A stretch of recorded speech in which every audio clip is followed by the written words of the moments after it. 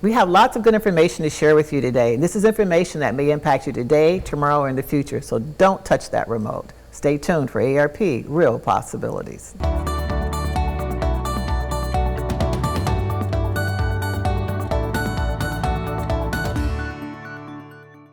Dementia, it's impacting everyone. Either you know someone with dementia, or you're going to know someone with dementia, or you may end up having dementia yourself. So we're going to spend a little time today talking with someone whose entire career just about has been in the field of dementia.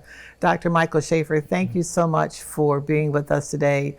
You and I met, and I think the first time we met, we probably talked for I don't know how many hours, just about caregivers and dementia and everything that's going on. But before we get into that, tell us a little bit about you. And this has been your life's work. You are passionate about it. You go into communities, you're talking about it. How'd you get started? You know, it's a great question. I don't always know like when that happened, but I know for sure when I was in school, when I was in graduate school, taking a first course on neuroanatomy, and I remember thinking like, oh my gosh, this is really, really fascinating to me. And maybe before that, I was heavily interested in pediatrics and thinking about research in that area.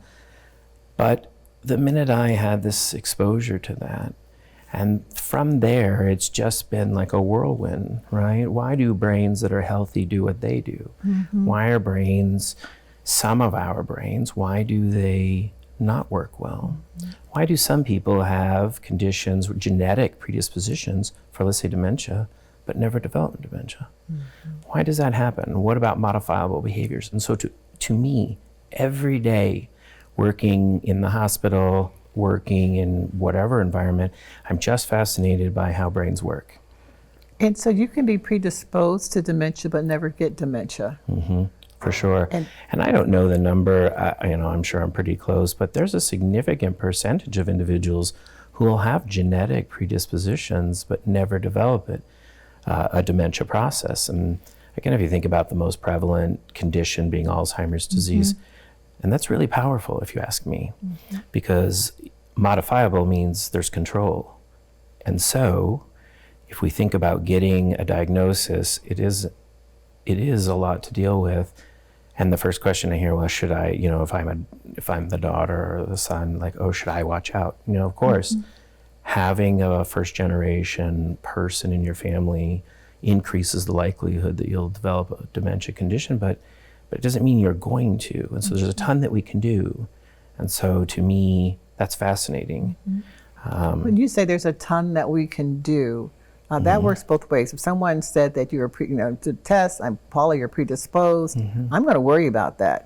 I'll probably bring dementia on myself, worrying about whether or not I'm going to get dementia or when or what's going to happen. Yeah. But yet there's something you can do. Talk about that. Yeah, I think there's more and more research, particularly out of the area of longevity, right? Peter Attia, as an example, is pretty well known in this space. Huberman and his podcast, they're talking about these things, about how do we improve our lifestyle? How do we improve the things we do?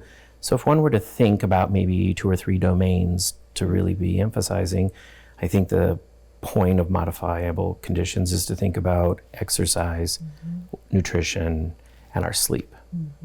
And can we do things early on? So as an example, if we think about medical comorbidity, if we can do our best to reduce blood sugar fluctuations, if we can do our best to reduce the likelihood of getting diabetes.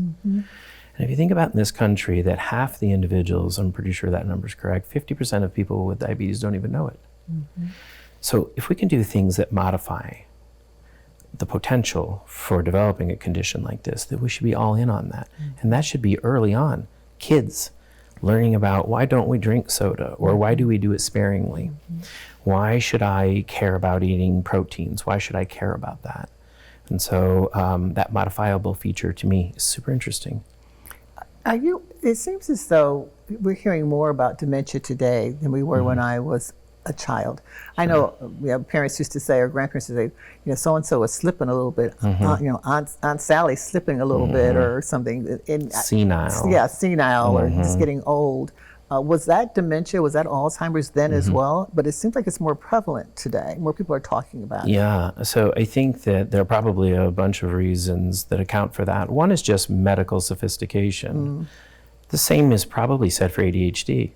Probably when I was a kid, everyone had ADHD and no one was treated with medications. And now you see this conversation about, are we doing it too much?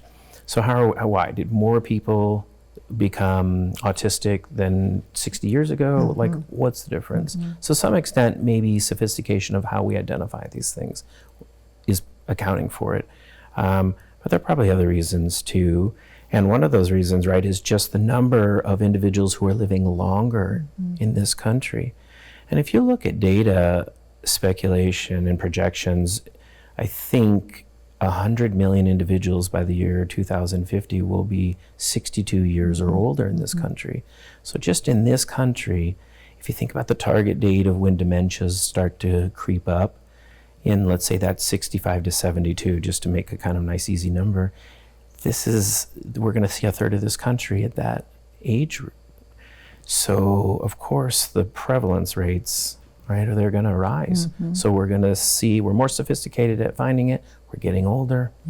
I think also our health behaviors are not so great and sort of maybe negatively influencing that. There's a lot to unpack there. You know, Michigan is one of the fastest aging states in the nation. And so for us, we may see more of more dementia or more the prevalence of dementia than a lot of other places. And I'm not certain that our health system is ready for it. And so that leads me into talking about caregivers and those who take care of people with dementia, which I know is a passion of yours as well. There's a lot there. Yeah, I tell you, it really is a passion of mine. And it comes from this idea of thinking, like, how can you genuinely help people? So when I first started thinking about those processes, I was probably more interested in a national dialogue, which was maybe how does one raise funding that will ultimately go to, let's say, institutions like the Alzheimer's Association, which then distributes funds to national researchers. How do we develop medications? How do we assist with that? And I did that for a long time, participated on national endeavors for that. And I think as I ended that, I just thought, like, how does that help somebody I know? And I think as you age a tiny bit, by the way, you start to think a little bit more locally. And I will just tell you this powerful experience that we've had doing this. So when I was raising funds, again, thinking about a vehicle that's maybe a more national narrative, I was able to raise funds, and that was easy. And then I shifted to a community-based effort, and then it was significantly easier. And the reason I think that is because when you talk to people about where they live, it hits them in an emotional place that is so powerful that everybody can understand. So yes, I have been just genuinely interested, since I was an early kid. This comes from my parents and how they raised us to care about what other people needed or didn't need, and then gets translated into this foundation that my wife and I started. And then, again, very powerful experience because it's just an idea. And also, who do I think I am that I can start a foundation? Also, I think a little bit of narcissism there of like, oh, it's easy, just do it. And come to find out, oh, wow, it's really hard. Fill out the paperwork. I mean, it's to start a nonprofit. But what really struck me was talking and reaching out to people. So one of the first things you have to do when you develop a foundation is you have to align yourself with people. So you have to ask yourself, who do you even align yourself with? So do you do that with other specialists? Do you do that with, like, who do you do that with? So we start to think about how to diversify that effort. And we would reach out to people like, let's say Mick Graywell, and who's a local lawyer. And I remember talking to him, and it wasn't even 45 seconds, and he's like, I'll do it.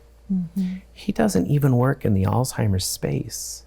So people care about this. People care, and it's about how to give to your community, and that's what he said. Or my friends over at Sinus Dramus, who just said, we're not in that business, but we're in the community business, right? We have a great deal of support from, and these board members, they just started One of our board members, Jack Wires, he's a lawyer too. Seems like a lot of the law groups, but he was like, yeah, we want to participate in So that. does that get back to the caregiver somehow, through your foundation? And I know that you have started a memory cafe as well, and you're looking at replicating those throughout the state. Yeah. And there's a component of that deals directly with the caregiver as well as the patient with dementia. Yeah. And I can remember our volunteers being so impressed when you shared with them that at some point you might even want to get a van or some kind of car share service to go into underrepresented communities to make certain they can also participate Yeah. in a memory cafe, whether it's in Lansing or Detroit or Grand Rapids or where it might be. Yeah. And there's a lot of enthusiasm around that. There's so much. And can I just say this, that like, again, where I work at Sparrow Hospital, University of Michigan Health, Sparrow, I mentioned this to the new system president who was just new. I had just met her, and in a conversation we were talking about wellness, and I mentioned that Sparrow has a mobile bus and how I would be willing, and my foundation would be willing to support those endeavors. And it was immediate that she was like, that's fantastic. Let's do that. Let's see how Sparrow can influence the community. And so think about like how powerful that is. And I love that because it doesn't take much to get somebody excited about how to help our neighbors. So when you get this influx of support, what are you going to do with it? How is that going to help my next door neighbor who's taking care, or how's it going to help the general public? I tell you, this is almost the trickiest thing about starting a foundation. It's almost just easier to raise money than it is to really find out in an effective, judicial way, how do you provide programs? So we have slowly but surely done that. So we have a mission, which is to think about that endeavor in three ways. How do we help support what exists, which will speak to why we partnered with the AARP to take on and help to expand, I think, an absolute fantastic endeavor of a memory cafe. Then two, how do we create our own things? And then three, how do we provide more information? And to me, the central piece, at least when we started, was how do we demystify dementias? People hear this word a lot and they think, oh my gosh, and we use it a lot incorrectly. So saying, well, I have dementia, my mom has dementia, my grandma had dementia. Okay, but there are lots of forms of dementia, right? So pretty important, I think, before we get to the idea about like how do we help caregivers, we have to think, what do we know we're dealing with? So diagnostically, that's why it's important to work with primary care or work with neurology, work with a neuropsych person to get those data points. And there are some emerging biomarkers that we can use, right, that tell us definitively that looks like Alzheimer's disease as an example. But how do we help caregivers? And why the focus on caregivers, right? Caregivers, to me, are these unsung heroes, right? I tease that, like, you see a commercial for a pharmaceutical agent that helps Alzheimer's disease, and the person's in the garden. And what you never see is the 14 people behind them, like, helping, Right. and then handing them the thing or whatever. And it's because that's the uncelebrated experience, right? It's just the either assumed or, but so to me, it seemed there was a void there. How do we help the caregiver? How do we, and why would we want to? So why does the caregiver need help is a really important question. If you look at data on caregivers, to which, again, think about the number we just talked about, the expansion of individuals who will be diagnosed with Alzheimer's disease. In the United States, if we're around 7 million, now imagine 200 and, by the year 2050, the expansion of that condition, who's taking care of them? Okay, so now we have families doing that. And so now what you have more than ever in life, right, are people who are taking care of their parents. And then who else are they taking care of? Their kids. So they're sandwiched, right? They use that language a lot. They're sandwiched. So they've got this, they've got that. And so then what do we know about that person? Well, we know for sure that person's likelihood of like being depressed is way higher than, let's say, a same-aged person who doesn't have that.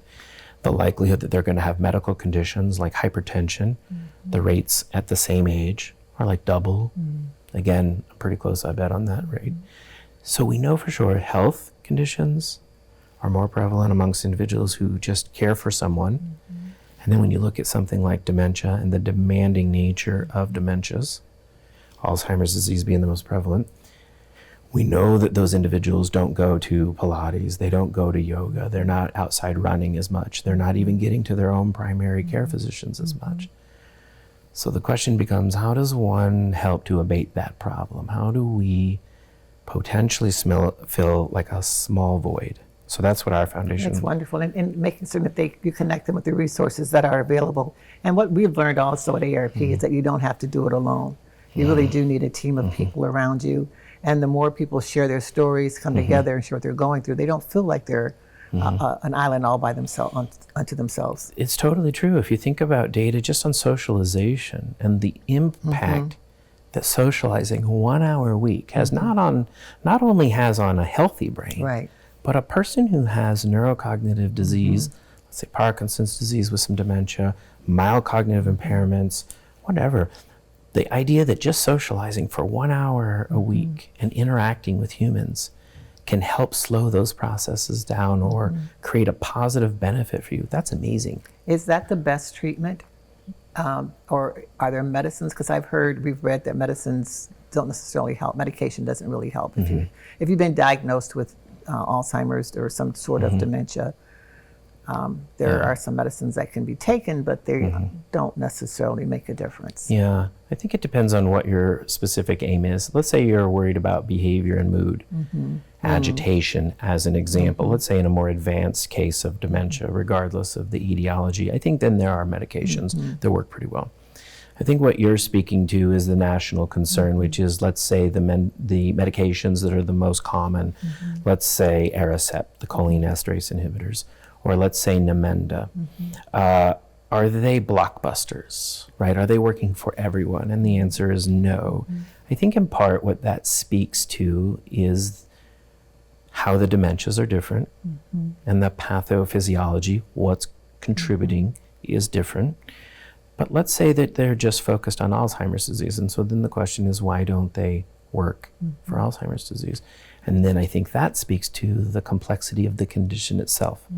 And more recently, right, we've heard about the monoclonal therapies, but we also know that there's a great deal of drawback. So you might see national data, I'm making this up, but like, oh, there's a 16 to 30% level of improvement.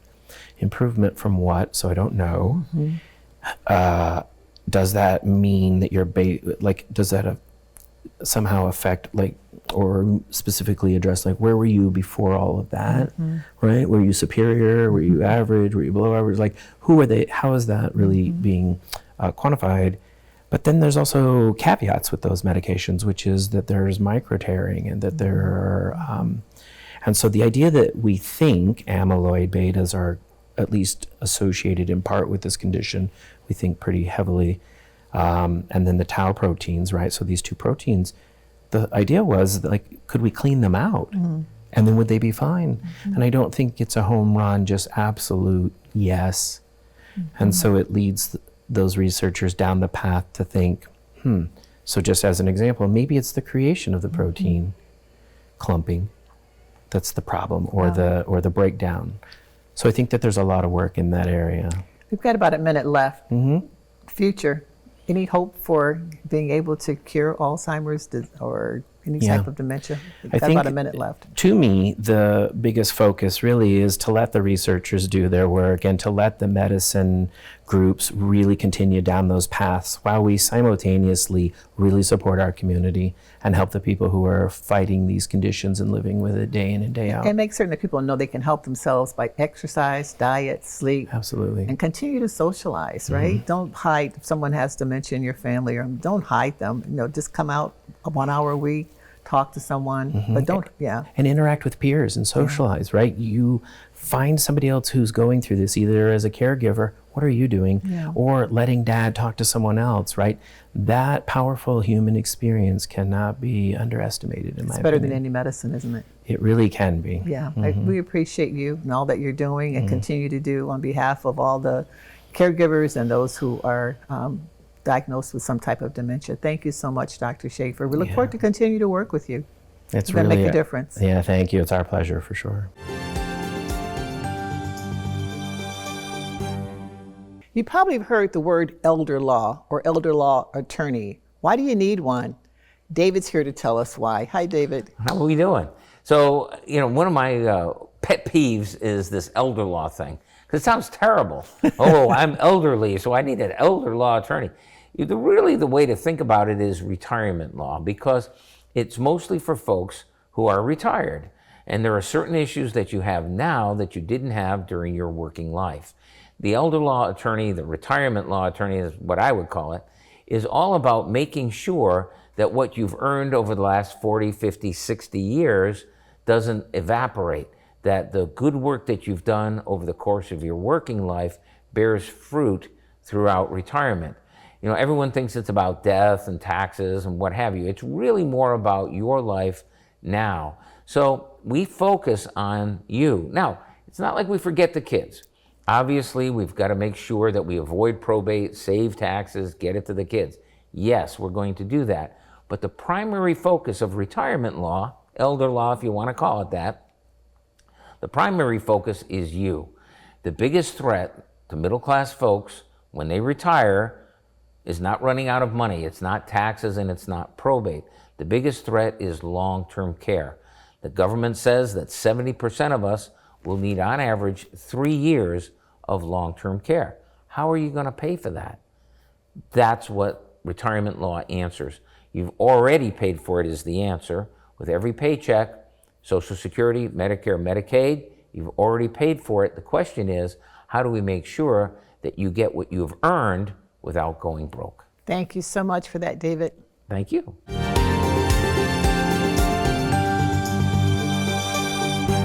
Dr. June, I've heard someone say that the older you get, you should actually gain a little weight. Is that true? That's an interesting thing. So yes is the short answer. And the long answer is it depends on what your weight is by the time you get to your 60s. Okay.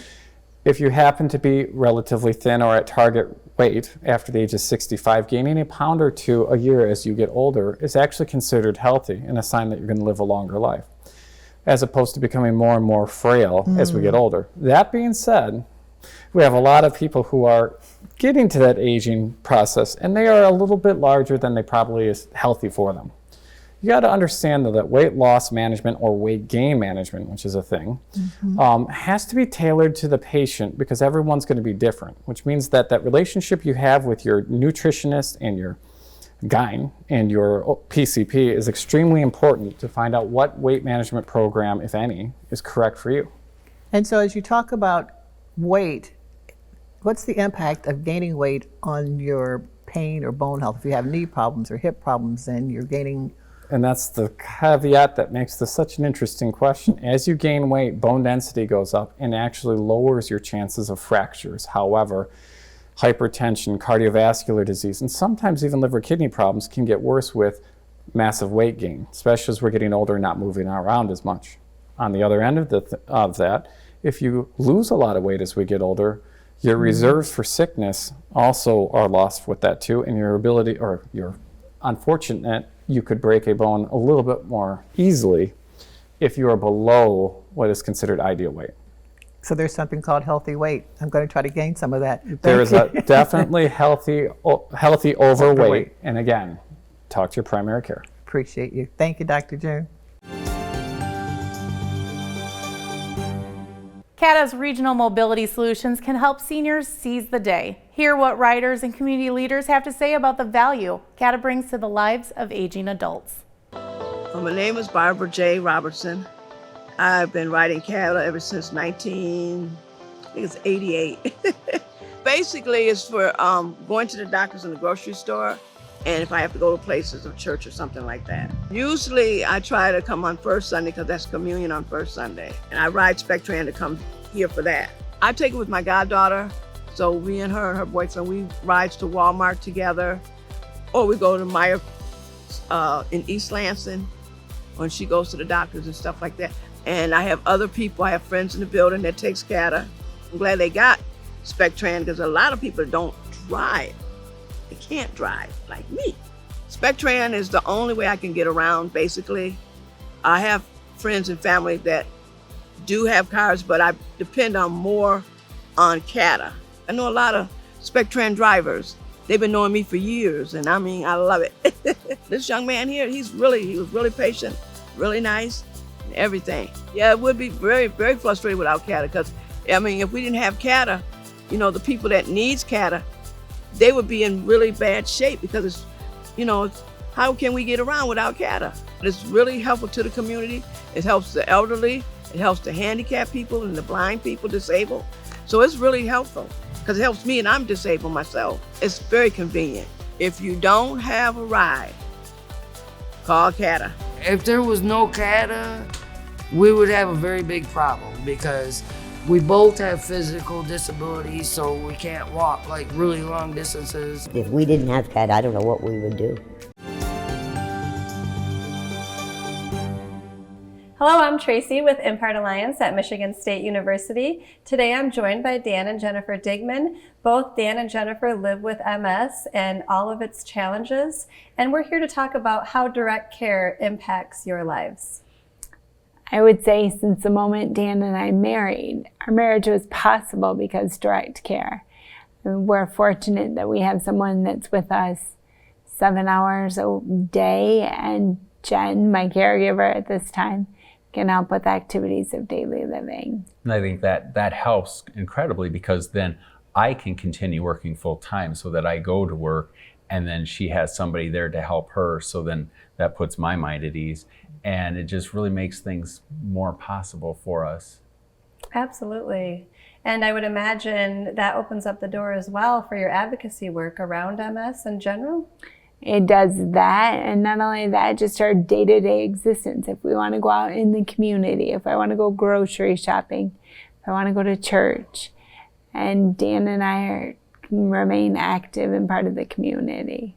I think that's what's so important then too, with the caregiving throughout the day. Then when I get done with work at night, I don't have to go to the store or cook or anything. Not that I'm against cooking and shopping, but it's just that makes life a lot easier. So then at night I can focus on taking care of Jennifer and living life.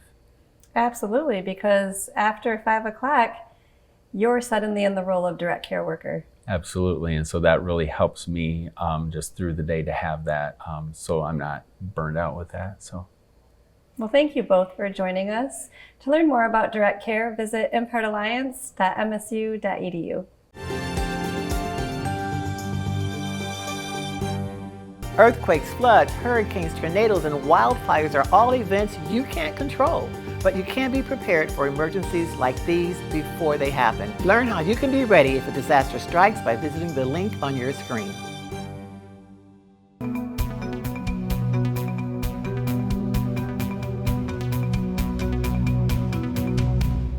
Thank you for watching AARP Real Possibilities. If you want more information on the Foundation, on programming, resources, and what's available in your community, please visit the website on the screen. There's something that can be done, and you need to visit that website, share it with other people, and make certain that you get the information that will help make a difference in your life. Hopefully this is news that you can use. Thanks for watching.